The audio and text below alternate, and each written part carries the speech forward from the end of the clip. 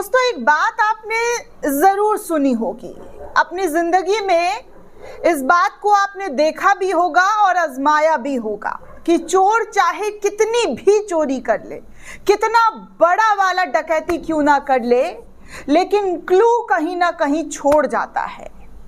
चोर को लगता है कि वो बहुत होशियारी के साथ चोरी करके निकल गया है, अब उसे पकड़ने वाला कोई नहीं है, वो आजाद परिंदा बन चुका है, अब उसकी जो मर्जी वो कर सकता है।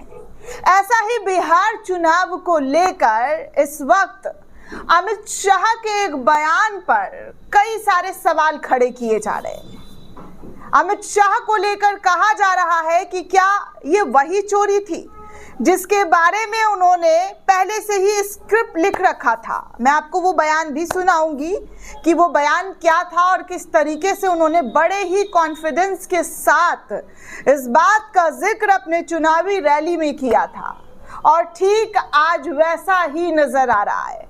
इस वक्त अमित शाह बुरी तरीके से फंस चुके हैं। अमित शाह का ये बयान उनके लिए अब जी का जंजाल बनता हुआ नजर आ रहा है, क्योंकि अमित शाह ने जो बयान दिया है उस बयान को अगर आप उठाकर देखेंगे तो बड़ा ही बखेड़ा खड़ा होता हुआ नजर आ रहा है। एनडीए के चुनाव जीतने पर जो जश्न एनडीए खेमे में मन रहा है, तो वहीं दूसरी तरफ अमित शाह के इस बयान पर भयंकर बवाल भी हो रहा है। बोला जा रहा है कि देखिए कैसे सारा का सारा खेल जो है बेनकाब हो गया है, सारी चोरी इनकी पकड़ी गई है, सारा साठगांठ इनका सामने आ गया है, और ये चोरी कैसे हुई है, किस तरीके से हुई है, वो सब कुछ दोस्तों आपके सामने एक एक करके लाकर आपको दिखाने वाली हूँ। और आप भी यकीन मानिए, यकीन करने लग जाएंगे, क्योंकि मैंने भी जब इस बयान को सुना तो मुझसे भी नहीं रहा गया कि आपको ये खबर जो है ना दिखाऊं। मैंने सोचा कि चलो अब जाते जाते रात हो रहा है तो आपको खबर दिखाऊं, और मेरा कर्तव्य बनता है कि मैं आपको हर वो खबर दिखाऊं जिसके आप हकदार हैं, जिसके बारे में आप जानना चाहते हैं, जो आप तक नहीं पहुंचाया गया है वो हम लगातार आप तक पहुंचाने की कोशिश करते हैं। तो आज दोस्तों बिहार का नतीजा शुरुआती रुझान में बड़ा अलग था, लेकिन आगे कुछ ही देर में पूरा का पूरा आंकड़ा ही और खेल पलट गया, और ऐसी भारतीय जनता पार्टी को जीत हासिल हुई, एनडीए को ऐसी जीत हासिल हुई कि इस पर किसी को यकीन नहीं हो पा रहा है। खुद इनफैक्ट मुझे लगता है एनडीए को भी यकीन नहीं हो पा रहा होगा कि इतना बड़ा मुद्दा वोट चोरी का बिहार के अंदर बना था। लोग सवाल पूछ रहे थे, सड़कों पर उतरकर विरोध कर रहे थे, कुर्सियां तोड़ी जा रही थी, रैलियां खाली नजर आ रही थी, सभाओं में लोग नजर नहीं आ रहे थे। वो एनडीए 202 सीट ले आती है और महागठबंधन मात्र 35 सीटों पर सिमट जाती है। तो ये जो है सोच से परे वाला जो होता है ना, वो चीजें यहाँ पर नजर आ रही है। अब देखिए हमारे गृह मंत्री अमित शाह जो है अपनी पिछली रैली में एक बड़ा दावा कर गए थे। उनका दावा था कि 14 नवंबर को 1 बजे तक सारे विपक्ष साफ हो जाएंगे, इनका कोई जो है वजूद नहीं बचेगा, राहुल तेजस्वी सब गायब हो जाएंगे, 1 बजे तक आप इंतजार कीजिएगा 14 नवंबर को। और आज ठीक वैसा ही हुआ दोस्तों। आंकड़े जो बदलने शुरू हुए ठीक 1 बजे के बाद, मैंने एक खबर भी की है, आप जाकर देख सकते हैं कि 1 बजे तक जो है आरजेडी वाले बड़े उत्साहित थे, बड़े उनको लग रहा था कि आंकड़ों में जो है फेरबदल होगा, लेकिन वो सब कुछ ठंडे बस्ते में चला गया। वो सब कुछ जो है देखते ही देखते ऐसा लगने लगा कि भाई अब तो जीतना नामुमकिन है, मुश्किल हो गया।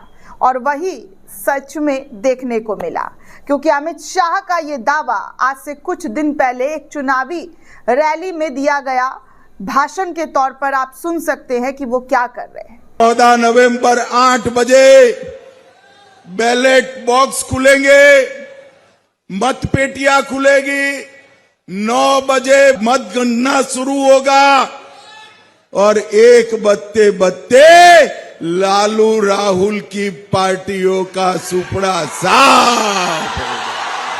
क्या ये सब कुछ एक सोची समझी साजिश के तहत किया गया था? क्या एक प्री प्लान्ड स्क्रिप्ट लिखा गया था, जिस स्क्रिप्ट को फ्लो में आपने अपनी रैली में तो कह दिया, लेकिन चुनाव जीतने के बाद यहाँ पर उल्टा पड़ रहा है? क्या लगता है दोस्तों, बिहार में जो चुनावी नतीजे आए हैं उसको देखकर, सुनकर, समझकर क्या आपको विश्वास उन आंकड़ों पर, उन सीट्स पर हो रहा है जिन आंकड़ों को लेकर यहाँ तक कि जो एग्जिट पोल आए थे उससे भी मेल नहीं खा पा रहा है? मतलब इतना बुरी तरीके से, पिछली बार से भी ज़्यादा बुरी तरीके से आरजेडी महागठबंधन की सीट आई है दोस्तों। मतलब समझ से परे। क्या ये सब कुछ एक ऐसे षड्यंत्र के तहत रचा गया है जिसके बारे में किसी को भनक ना लगे, किसी को पता ना चले? लेकिन जनता है भैया, जनता, और जनता जो है सब जानती है। और यहाँ पर देखिए कि शाह वाली, जो अमित शाह वाली वीडियो है, अब उनके लिए जी का जंजाल बन रहा है। एक ने लिखा कि मत पेटी सुबह 8 बजे खुली और 1 बजे लालू राहुल का सुपड़ा साफ हो जाएगा। मोटा भाई जो बोलते हैं डेफिनेटली वही करते हैं, और ऐसा ही आज हुआ। बिहार चुनाव के नतीजे तैयार किए गए हैं। ये पूर्व मंत्री यशवंत सिन्हा का भी बयान निकलकर सामने आया है कि पहले से ही तैयार था बिहार के चुनावी नतीजे की क्या और किसको कितना आना है। ये सब कुछ प्री प्लान्ड है। आगे देखिए, कांग्रेस के नेता मनीष तिवारी लिखते हैं, ये कैसा चमत्कार है कि 101 सीटों में से 95 सीट एक ही पार्टी जीत गई। इतिहास गवाह है कि किसी भी बड़े राज्य में किसी भी पार्टी ने कभी 95% सीटें नहीं जीती है।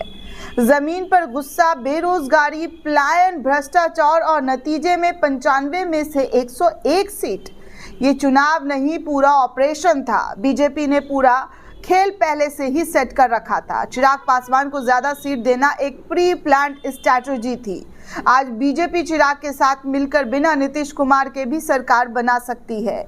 यही उनका असली गेम प्लान था, जो चिराग पासवान नहीं मान रहे थे, जो चिराग पासवान दोस्तों नाराज चल रहे थे।